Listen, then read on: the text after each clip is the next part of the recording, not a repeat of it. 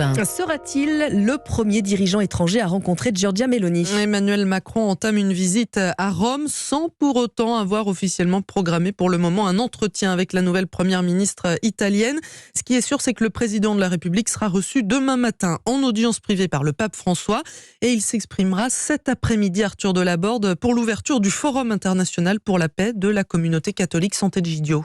Oui, Emmanuel Macron tenait à être présent pour ce sommet organisé par l'un des canaux de la diplomatie de l'ombre du Vatican. Selon l'Élysée, l'intervention du chef de l'État devrait s'inscrire dans la lignée de son discours à l'Assemblée générale de l'ONU. Il y avait notamment dénoncé un retour à l'âge des impérialismes et des colonies imposées par l'invasion russe de l'Ukraine. Lors de ce forum de la communauté de Sant'Egidio, le président devrait donc insister sur le multilatéralisme pour affronter les crises qui parcourent notre planète et sur l'importance d'éviter la création de fractures artificielle entre le Nord et le Sud. Pour l'occasion, il sera aux côtés des présidents nigériens Mohamed Bazoum et italien Sergio Mattarella. Demain matin, il rencontrera le pape François pour la 3e fois.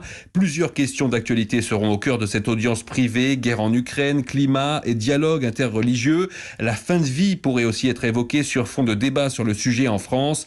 Pas plus tard qu'avant-hier, le souverain pontife s'était livré à un plaidoyer contre l'euthanasie et le suicide assisté.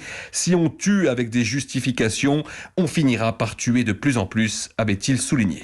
Arthur Delaborde.